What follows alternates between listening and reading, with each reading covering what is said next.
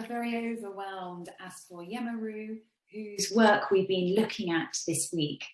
A very warm welcome to the additional educators and colleagues from around the world who have just joined. This is our third workshop, and our aim today is to take the digital teaching and learning journey and continue it. We want to digest what we've been going through over the past week, and also talk about what's next on our horizon. A few housekeeping points before we go any further. As ever, we'd ask you to pop your cameras on if you can, if you've got the bandwidth and it's not an issue of data.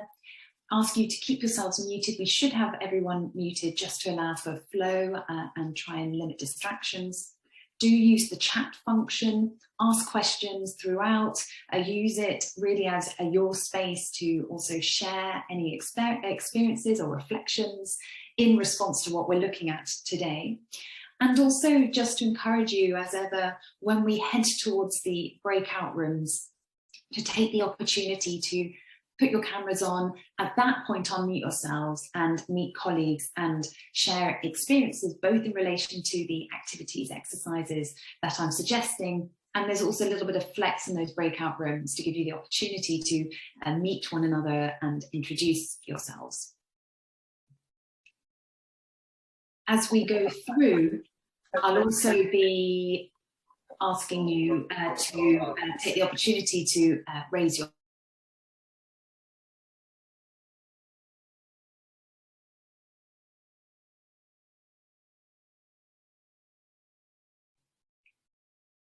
Excellent. A point where everyone was muted and then I was muted myself. So just to finish up on their housekeeping then, just to encourage you to head down to reactions as well, to raise hands if you'd like to contribute at any point. And also, as I say, so we've got those two spaces, we've got the reactions and the chat function. So a brief snapshot then, what we're going to look at today. We're going to take a deeper dive on the work of Astor Yemaru and think about what we can learn about his work and feed that back into our own education practice. I'd also like to explore with you another education hero and think about their work and the implications of it. And then, of course, at the end, we're going to introduce our week 3 topic and material, and there'll be plenty of time for questions then as well.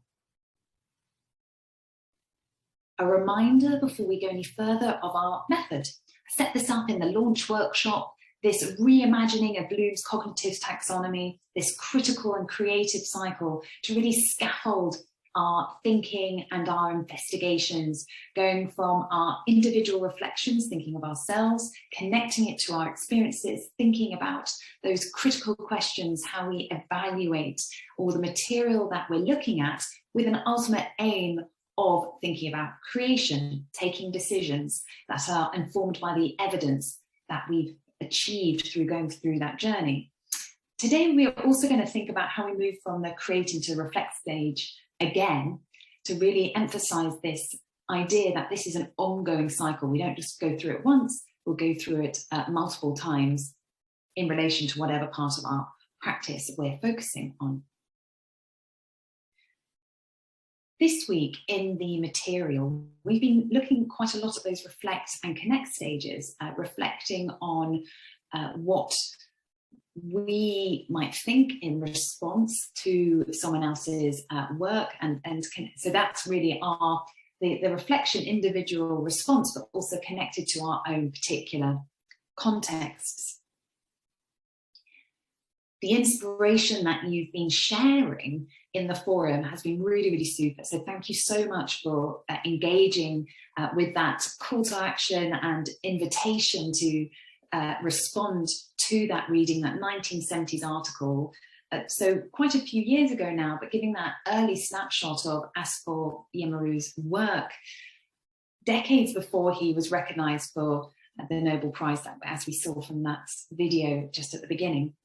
I picked 3 responses that I would really like to use as a springboard for a deeper dive and further exploration of how we can use this work and this article, this thinking, this approach as a springboard for our own work.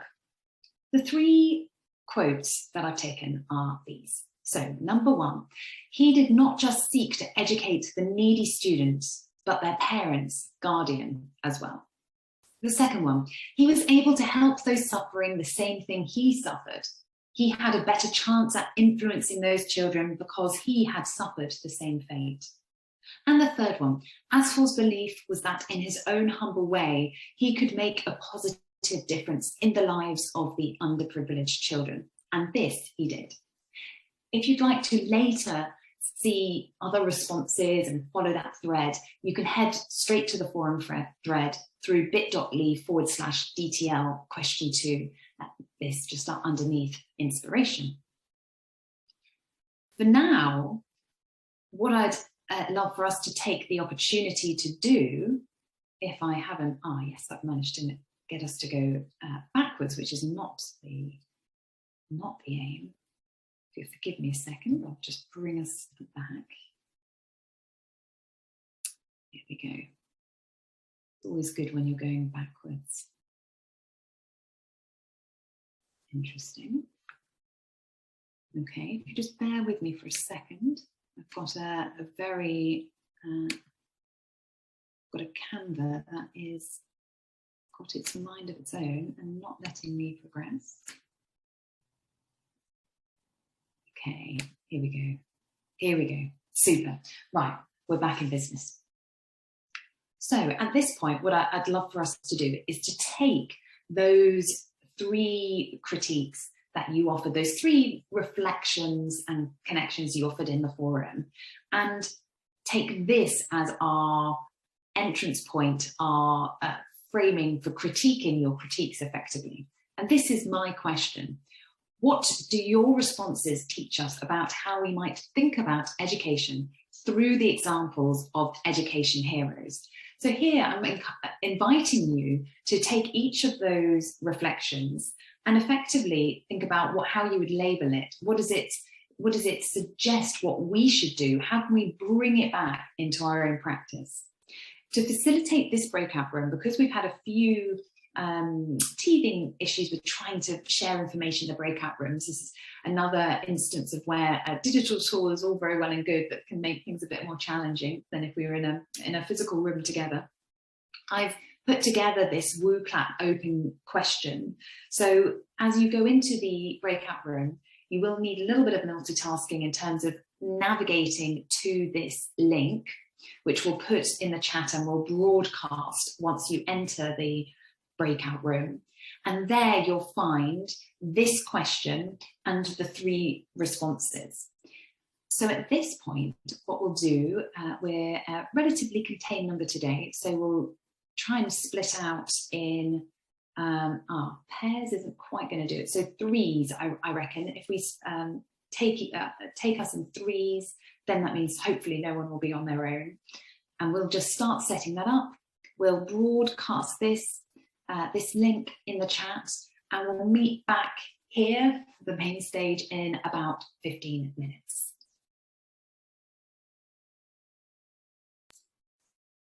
Welcome back, everybody. Is everyone back? I think got super, and everyone can hear me. I've got I've seen a few nods. Okay, excellent. Thank you so much to my room. I was in a room with colleagues from Nigeria and Belize.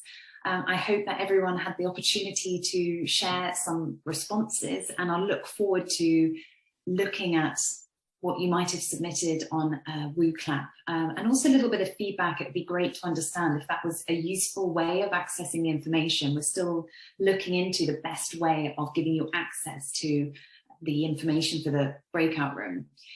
Before I go and work through some of my thoughts in response to your responses, I'd love to hear from anyone here what you were discussing in your room. So really opening up the floor now for anyone to come in and share what they were discussing. So do feel free to raise hand, and we'll ask you to unmute. If anyone would like to share. June, yes. Okay, so in my group, we have Esther, Althea, and Karen, I think. And so we're looking at the 3 responses and how we thought about education in that respect. And so for the first one, where about the persons, about as for not only teaching the students but the parents as well, we thought about education as all inclusive. So it's not just for a particular category of persons, but all inclusive. The fact that he had suffered the same fate as those children, he was in a better position to influence and to help them in a better way, because he could have identified with what they were experiencing, and so he was better able to influence and guide them. For the third one, we saw education as being positive, as a way of uplifting persons and citizens out of poverty and other circumstances. And that's where we stopped.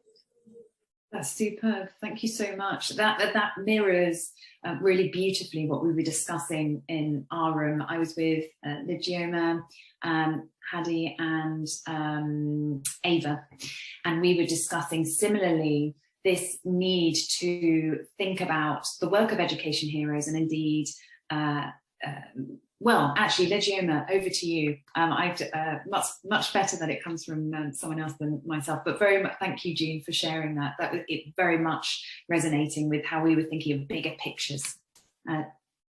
Legioma, over to you. Thank you. You just need to unmute. So I'll just ask to unmute. So we can't hear you quite as yet.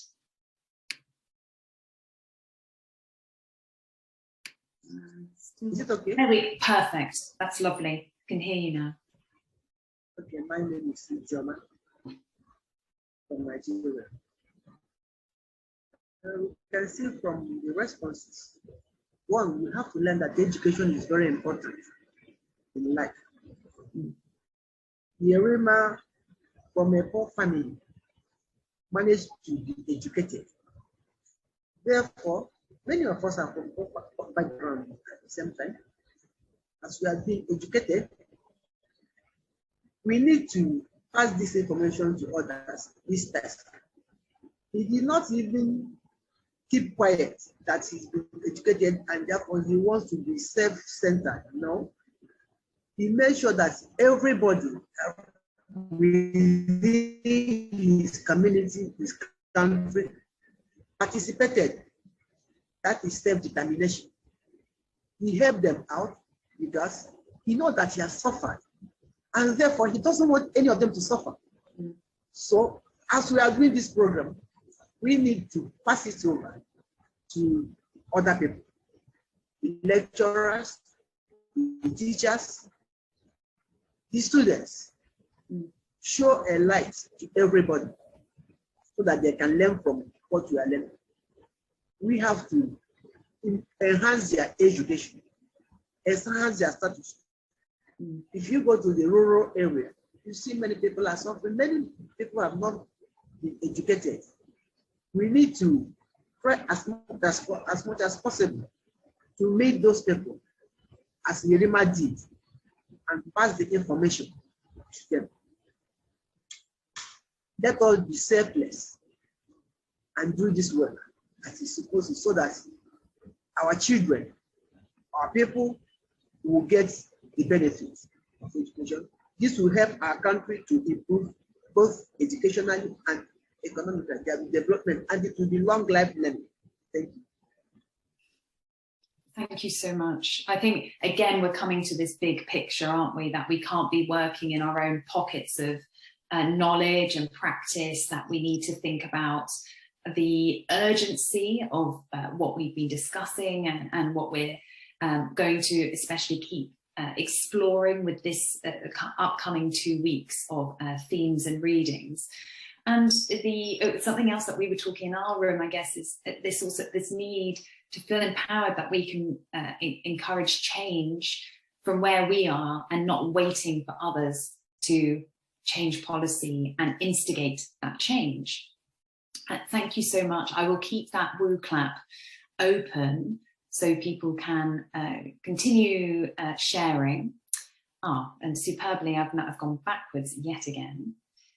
So if I can bring us back, let's have a look. Yes, super, right. So I'll leave the woo clap open to give a summary really of what really resonated for me when I was looking at your responses, and the 3 in particular that I picked upon.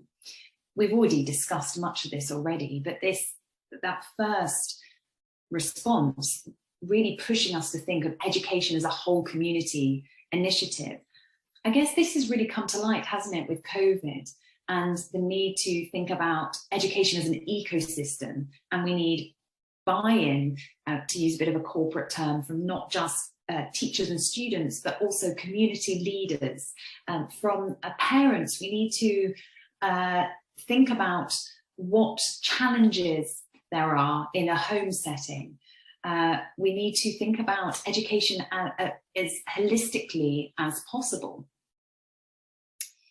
And to move forward, yes. Okay. Right, lovely. I'm having quite the journey with the slides today. So the second response for me, which really leads on from this whole community initiative idea, is thinking about empathy. So in the Digital Literacy Lab for Educators, one of my final chunks really to share was talking about digital consumption and being empathetic when we do so.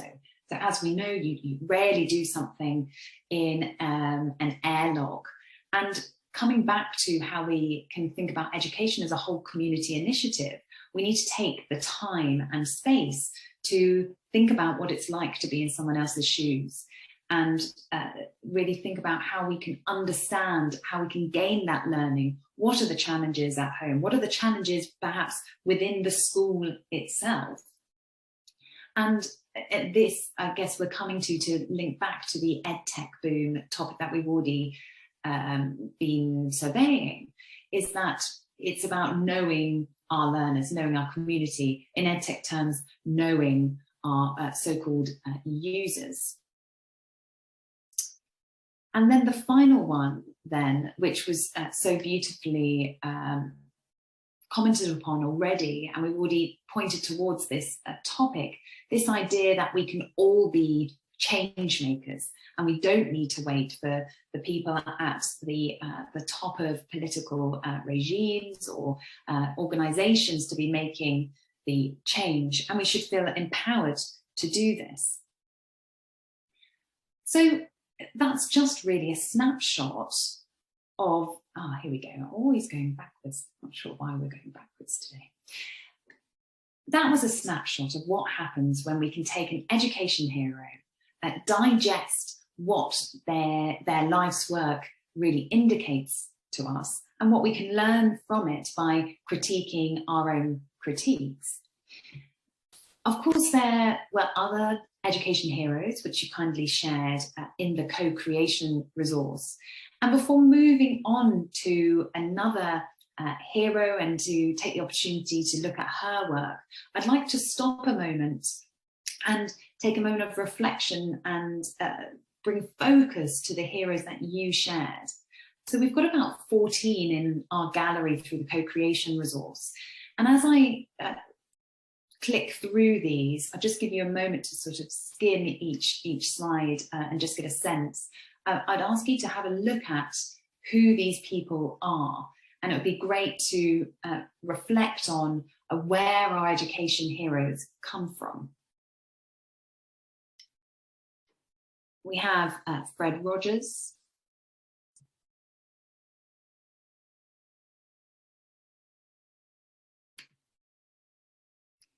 Nelson Mandela.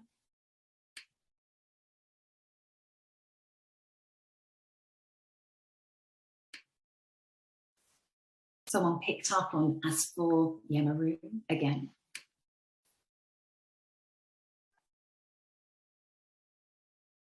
We have a few education heroes taken from India.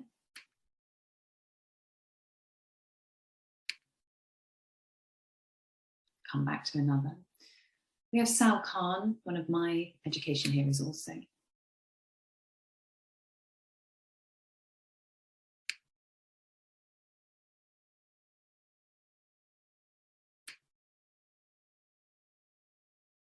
Here we have Amma.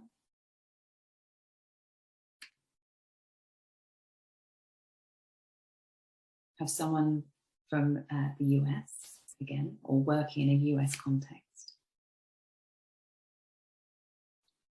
Stay across the way from Europe and Africa, Naipaul.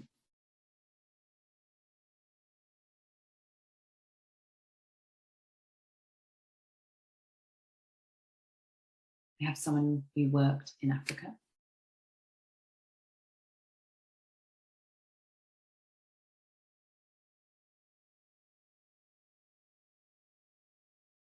We have another suggestion, someone working in the Caribbean. And finally, an education hero from the African context. A real range of individuals who come from a whole range of backgrounds and sectors. For me, when I click through, it's a real reminder that the pockets of education excellence and inspiration need not necessarily come from the education sector itself, but again, going to this idea that education is an ecosystem, it's a whole community initiative that we were exploring in those responses to the Asfor Yemaru article. It is a reminder that we can look to spiritual leaders, we can look to politicians, we had musicians as well. All of these individuals who have so much to offer and insight from whichever sector arena they're working in, whose work we can then, in our turn, evaluate and think about, learning from to bring into our own teaching and practice. Again, this co-creation resource will stay open for the rest of the programme, and to encourage anyone here today or anyone who's watching this in catch-up to head over and take the opportunity to share education heroes. Now, let's see, right, here we are. We could continue the gallery and hopefully we'll keep building on that co-creation resource. Before we move on from our education heroes, I want to take a moment to explore the work of one that gets much talked about in the UK, in Europe as well. So certainly, I guess in our Anglo-centric context, and it would be really interesting to learn whether Carol Dweck's work, who's the education hero I want to focus on for the next 15 minutes or so, has made its way where you're working. So Carol Dweck, really important work talking about mindset, work on motivation. This is how she introduces her work. My work, she says, bridges the developmental psychology, social psychology, and personality psychology, and examines the self-conceptions or mindsets people use to structure the self and guide their behavior. My research looks at the origins of these mindsets, their role in motivation and self-regulation, and their impact on achievement and interpersonal processes. A lot of very important work, but perhaps we can take at this moment a few minutes just to consider its importance for education. And again, would love to open the floor up to anyone here of any terms or labels that really jumped out for you in this biography, or what she's talking about, what's important here in terms of how she presents her work, and indeed her work more broadly. So opening up the floor if anyone would like to discuss what her work. Feel free to raise hands and we'll ask on mute.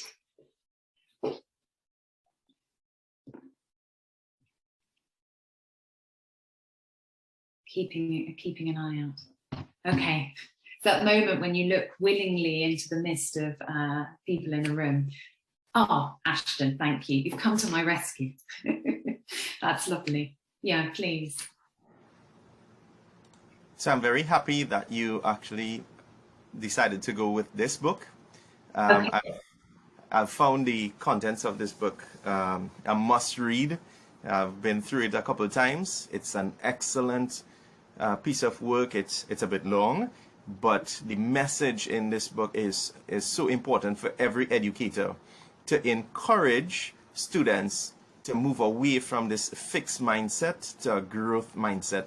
And what I love about her entire work in this book is that she provides these sort of simple examples that you can relate to. You know, you would look at certain situations, because it's sort of, for a person who haven't thought about a growth mindset versus a fixed mindset, it's not easy to recognize, you know. And through her life experience, she has been able to recognize and help others recognize the limitations of a fixed mindset, and all the achievements and the possibilities of just having a simple growth mindset. So I definitely love this book, and I recommend everybody read it. If you don't have the time, there are audiobooks and stuff, you know. But what she's saying here, you know, my work bridges development psychology. A lot of learning is about psychology, and educators need to appreciate the psychological background to learning, especially for children. If an educator sort of encourages sort of bad habits, uses, you know, simplistic approaches, then students might develop that and integrate that. And you need to teach them that, you know, the classroom is really a starting point. Be open-minded. If you feel it's okay, it's an opportunity to learn why you feel and learn more. I would love to go on and continue explaining, but I would like to also give others a chance. But yeah, after reading this book, this little excerpt, it's going to expand so wide. It has changed my life, or helped me enhance myself, you know, and I can't put it down. Thank you so much. I would say the same. It was a really transformative work for me. And actually it gives you a sense of security in vulnerability, doesn't it? Because it gives you this sense that actually if something doesn't go quite right, it doesn't matter, no matter the context. That's not to say you shouldn't put the work in, etc. But there's something very liberating about what she discusses. Thank you so much, Ashton. That's super. And we will, for anyone who's for whom her work is new, our aim very much is to explore it now. And for anyone who's already Carol Dweck aficionado, it would be super to learn from your insights, and hopefully the refresher will be useful and timely. So for me, thank you, Ashton, for focusing on the psychology, this moment when we're talking about the self, the individual. And those were really the terms that, deriving from psychology, the psyche, the soul, the individual, that I really wanted to highlight, the self-conceptions, and how what we do in the classroom, as Ashton was saying, can have such impacts on how individuals behave. And by behavior, we mean, I guess in an education context, respond to their teaching and learning, that the origins of these mindsets have much to do with this bigger ecosystem that we're talking about exists in education. Motivation and self-regulation, that gets mentioned in so many reports about what it is to be a 21st century learner. And this motivation point, which we touched upon a little bit with the EdTech boom, the use of gamification, the danger of having rewards and gold coins in some of these EdTech tools that are extrinsic motivators rather than intrinsic motivators. So a lot going on already that whets our appetite in this biography in terms of understanding what her work does. Okay. Speaking of things not going so well, certainly today with my slides. Right, but here we go, we've made it. So at this point then, again, we'll break out into rooms and to invite you to talk about whether you've heard of the terms growth and fixed mindset. Clearly, you know, some of us, it has been on our radars, and maybe a rethink for those for whom these aren't new terms, a revisiting of what they mean and share with colleagues. And then importantly, which is what we've been looking at throughout this initiative, is yes, we're taking some time and space out of our everyday practice to think about bigger themes and theories, but rooting it back, always looking, keeping an eye on marrying that theory with our everyday practice.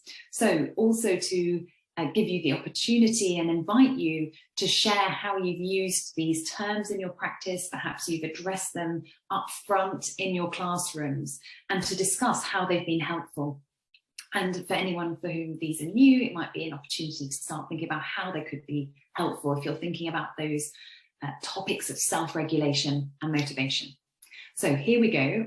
We'll dive again into a breakout room. We'll see how we fare on this one, and we'll meet back here, main stage, in 10 minutes to share some ideas, revisit these terms in more depth.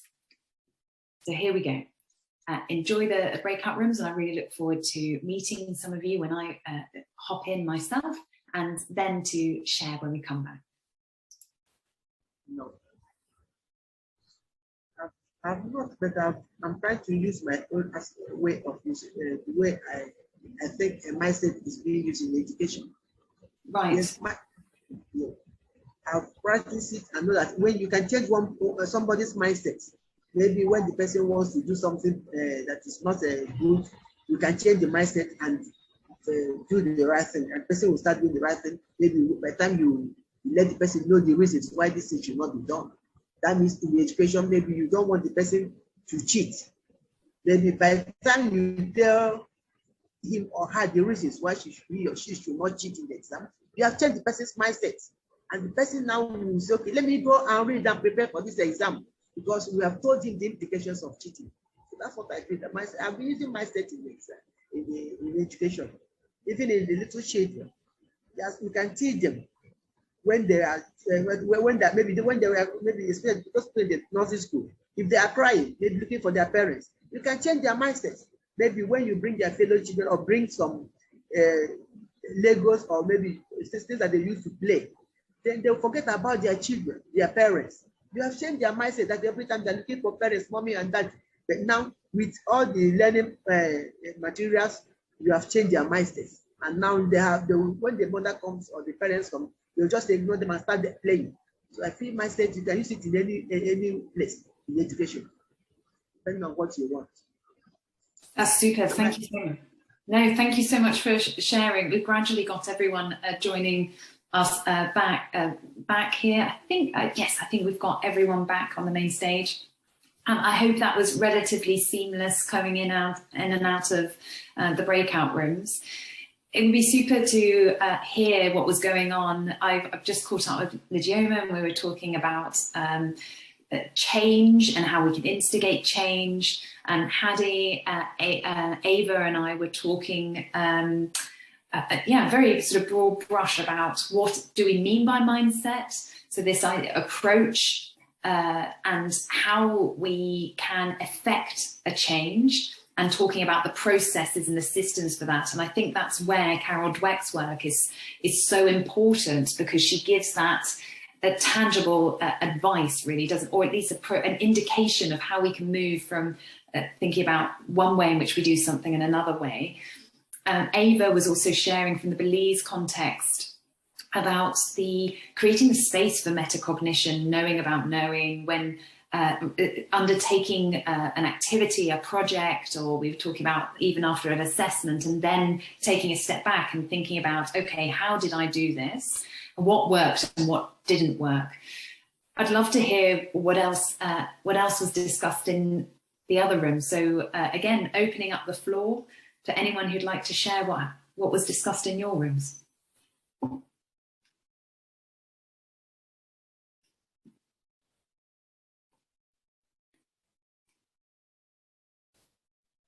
Or super, I imagine, I'm only now wishing I could have gone into every single breakout room and heard, because I feel like I've missed out on all these beautiful insights. We'll have further opportunity to share these. At this point, unless anyone's sort of chomping at the bit to unmute and share, I'd love to go back to where we were in terms of thinking about Carol Dweck's work and revisiting what these terms mean. So what was clear to me in my breakout room and listening to other responses is that in lots of places and lots of our work, we're already really looking at mindset, even if we are not consciously doing so with the aid of Carol Dweck's work. Ah, hooray, and I've managed to go forward for the first time today. So we're making progress, Carol Dweck's work, this idea of fixed mindset and growth mindset, has really hit education in lots of geographies in a real wave. There's a real following of this work. In the UK, you often see growth mindsets, posters put up in classrooms. Something that's been of great interest to me, thinking about our education heroes and always thinking that what we're looking at alternative models and ideas and critically evaluating them, is that Carol Dweck is a supreme example of someone whose work has been disseminated over decades, has had huge impact, often misunderstood and mistranslated. So with this in mind, I wanted to think about a revisit what she, or indeed introduce for those for whom this is a new idea, what she means by fixed mindset and growth mindset. I've linked here, and you'll see in the PDF once we circulate with the recording of today's workshop, a super graphic that was created by Nigel Holmes, and it features on the Farnham Street blog, a really super blog run by Shane Parrish, who's based in the US. And it's not an education blog, it's more a survey of, he talks about mental models and ideas from different walks of life, very much a deep dive of ideas and case studies from all different arenas and sectors that he brings together and shares and digests in a way that you can then apply to your own work. And he's done quite a few posts and digesting of Carol Dweck's work.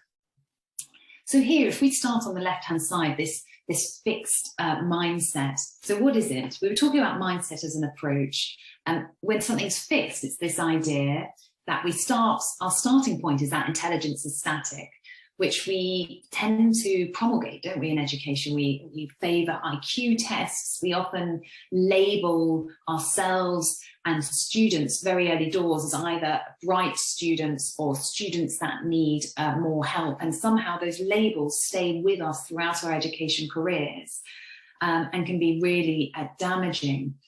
This idea leads to a desire to look smart and therefore a tendency to effectively show all these different behaviors in response to challenges, that we avoid challenges. If we're in a fixed mindset, we give up easily. If we're faced with obstacles, we see effort as fruitless or worse. This idea, if you've been sort of identified as what Dweck calls the plodder, someone who really finds a certain subject hard, if you're always told, well, that you find it really hard, then it's very hard to be motivated yourself, isn't it, to really engage in the material. And criticism, ignoring useful negative feedback, this idea that your identity is almost sort of defined by these labels, and that you can't move ahead if something hasn't worked well. It doesn't serve as a learning purpose in and of itself.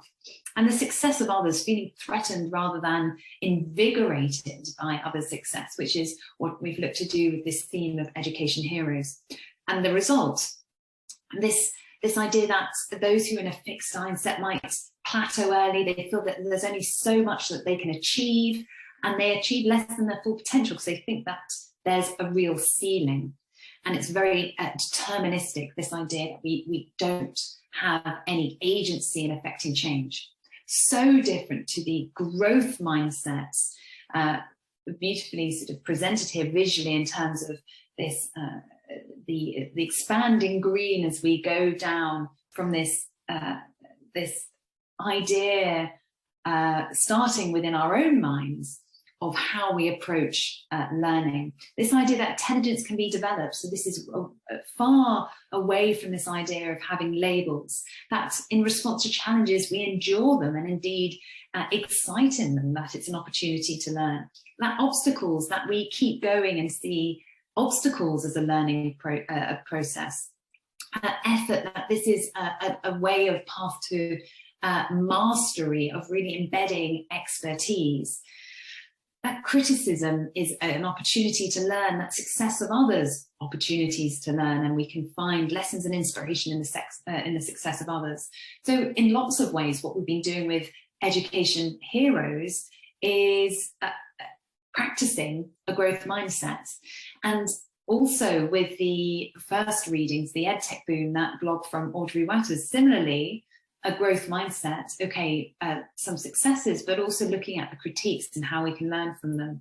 And this emphasis that if we've got a growth mindset, the outcome is that there's high levels of achievement and this sense of agency. Dweck at the end of her book talks a lot in response to those who think that a growth mindset is just being open-minded.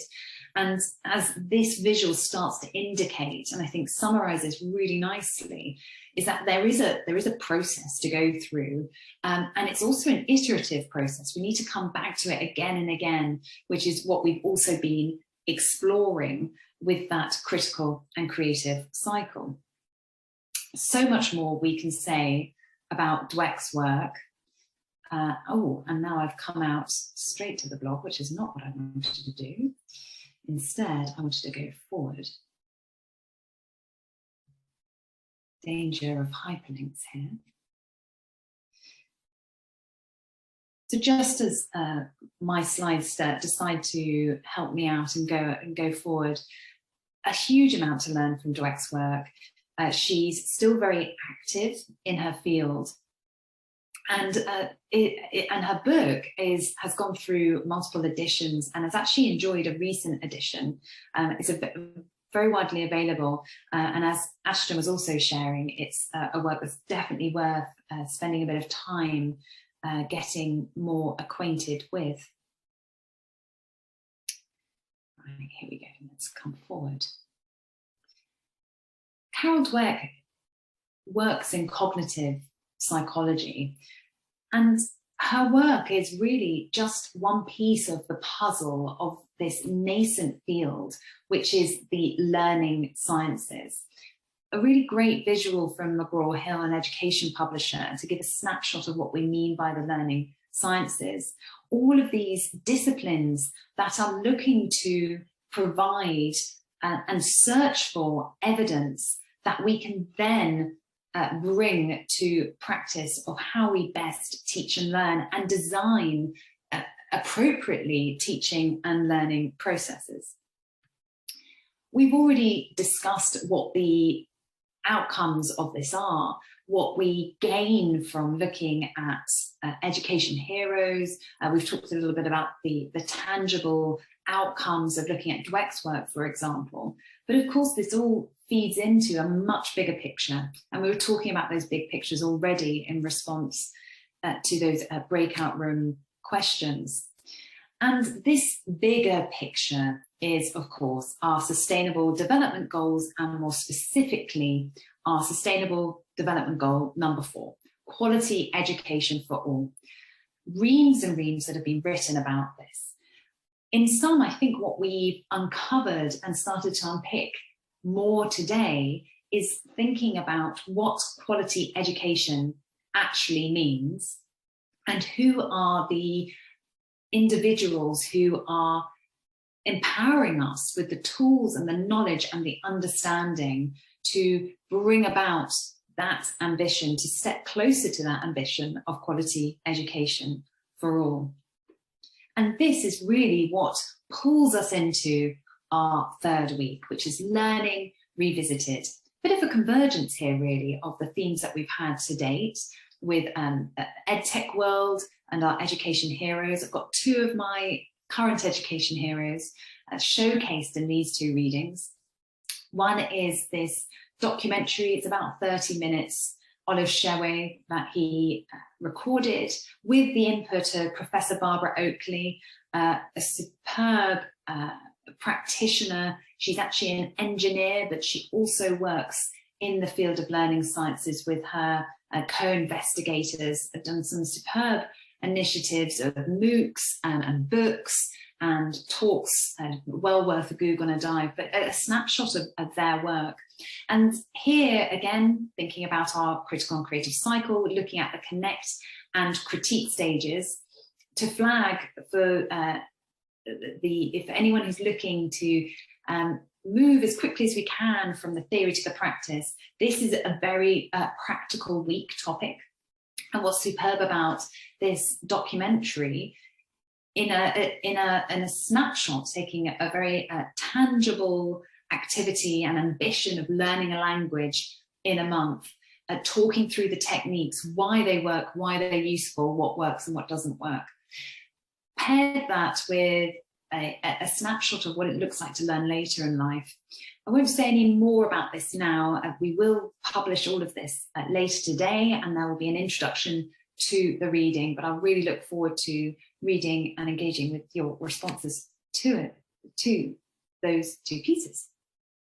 We've also got our co-creation resource, and I purposely looked to introduce this after those 2 readings, viewings, because I really want to flag this, that we have this critical and creative cycle, and we've always started with a reflect through to the create, but that it is indeed, as indicated in the title, the cycle. So we will often find ourselves coming back to the reflect stage. After those viewings, readings from Olive Shewe and Barbara Oakley, encourage you to come to the co-creative resource, which for this week offers you the opportunity to reflect on 2 elements. 1, how you learnt, and 2, how you teach. Again, with the other co-creation resource, same drill really. Got some sticky notes here, which I've created using sort of boxes. I've set us off by putting in a reflection about how I learnt or learnt, and also put in a reflection about how I teach. It should be editable. Apologies to those who were furiously trying to edit, and the sharing settings were set to view only last week. I've double checked it, so I do hope that this will be seamless in terms of you accessing the resource. We've talked quite a lot about week 2. I've talked a little bit about week 3, but importantly, we should also take a moment to celebrate what has happened in the forum this week, what you've shared. And I'd love to do that by handing over to Savitri, who kindly recorded this summary for us. Now, I'll make sure, and I must make sure as I'm sharing my sound. Okay, here we go. Greetings, everyone. Here's a quick review of what transpired last week on the discussion forums. Last week, we focused on the topic Education Heroes. Participants shared their views on the selected Week 2 reading titled Crying in the Wilderness by Asfor Yamiru.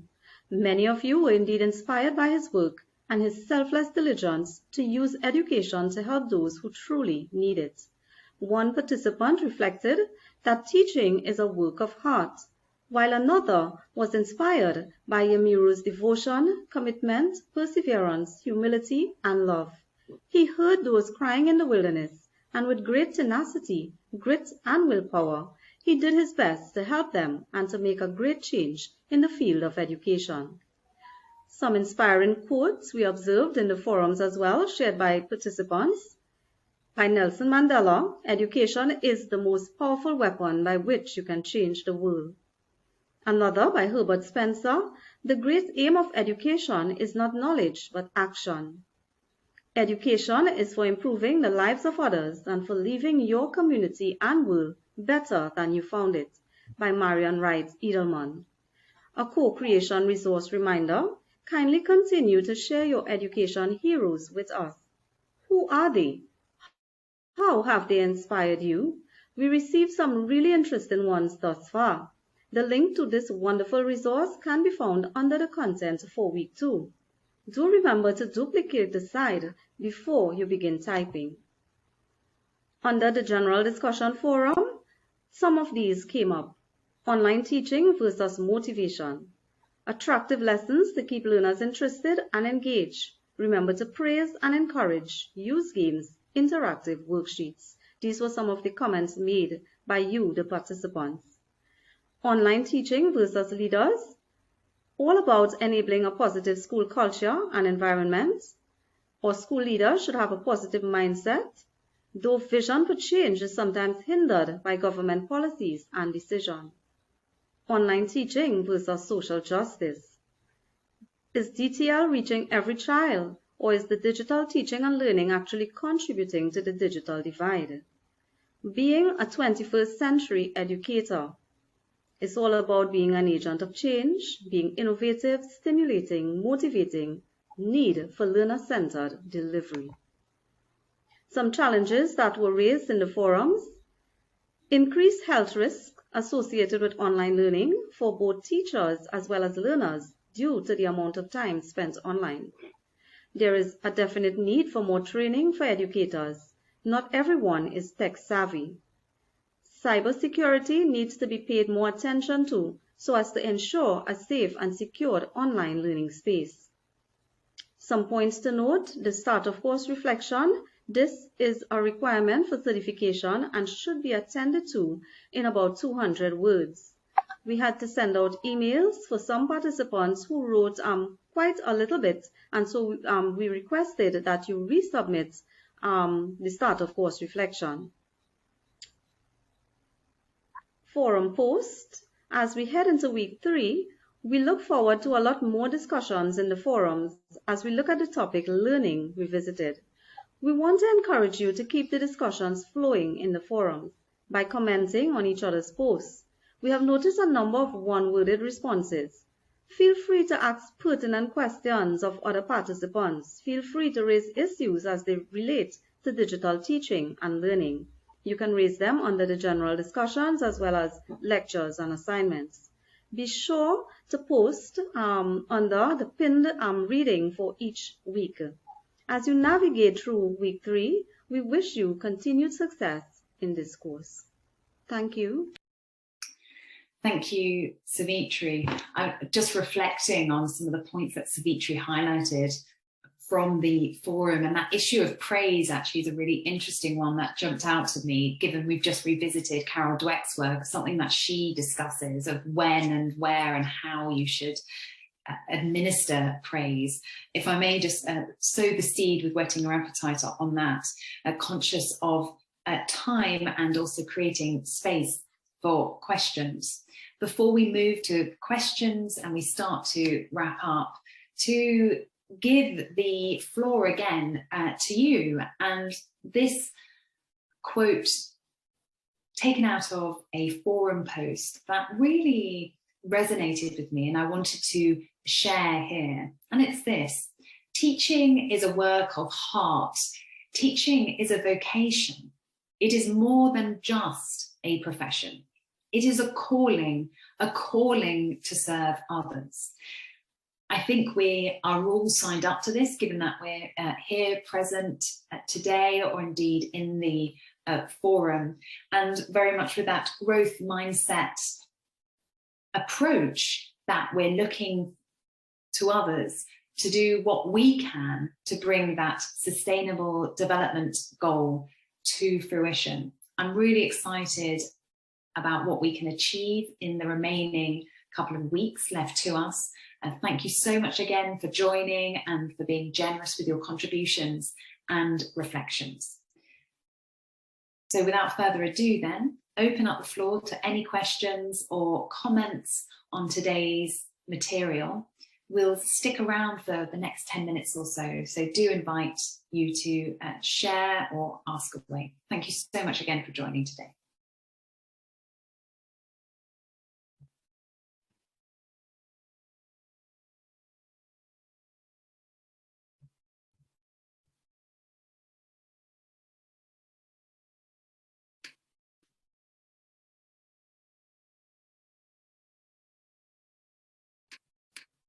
June, do go ahead. All just need to unmute. Yes. Sorry. It's always the same. We all do it. I do it multiple times a day. Just to say, thanks for today. Actually, I learned something new. Actually, in my group, we were discussing the mindset, the fixed and growth mindset, and we've I've never heard of the term before, and a couple of us didn't either. And so, thanks to Neela for Googling and gave us a chance to have an idea about the terms. And thank you for going through that with us and discussing it. So really, I really appreciate that. At least, I will go find the book and try to read it. So I just want to say thanks for that. Thank you so much. I should be taking a cut of book sales. I think that's what I should be doing. I've missed a revenue and income opportunity. The book is excellent. I mean, there's also post the name of the book. Yes. Growth mindset, right? That's what it is. She said, mindset changed. And now here we go. Mindset changed the way. Changing the way. Here we go. Changing the way you think to fulfill your potential. Yeah. If only I had my bookcase behind me, I could pull it off. It's it's widely available. There was a recent edition. I think it came out last year, possibly.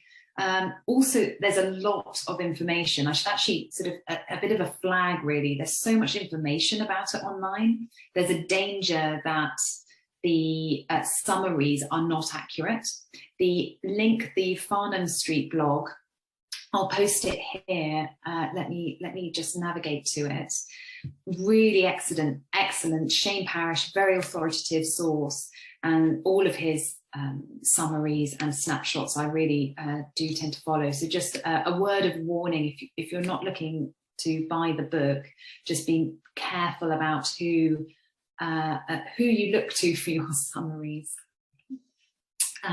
Yes, and just a question come in, the link for content and everything. Yes, super, absolutely. All the links for the let's break that down. So in terms of what we need to share, so today, later this afternoon, this recording and the slides will go live on the MOOCit page, on the course page, under the next week. The readings and the co-created resources will appear as well. And the links, any of the resources I've hyperlinked. So I've connected a link to the images in the slides. So in the PDF, if you download them, you should be able to click through really quickly to the materials. Super. I'm multitasking. I'm just trying to find that link, but please do, anyone else who's got a question, please do go ahead, unmute yourself, or pop into the chat also.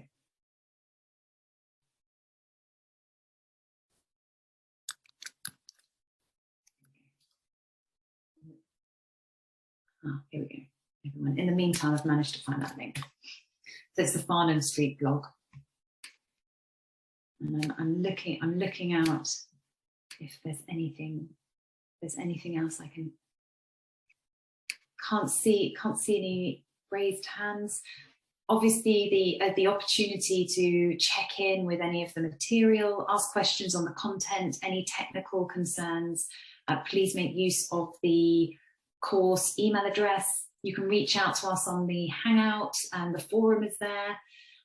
I should also take the opportunity now, not just to thank you all again for joining us today. Thank you also to Savitri and Gabriella, who, as ever, have been working hard in the background, and without whom the technical challenges of doing something like this would be even greater. So thank you to Savitri and Gabriella for helping this go smoothly. Can't spot anything else. So without further ado, thank you so much. Have a super rest of your day and rest of your week with growth mindsets, taking on board, what are we told, every challenge, obstacle, enjoying effort and criticism, and relishing in the success of others. So I look forward to trying to enact that myself in the forum, and look forward to seeing you, whoever can join, next week. Have a great rest of your day.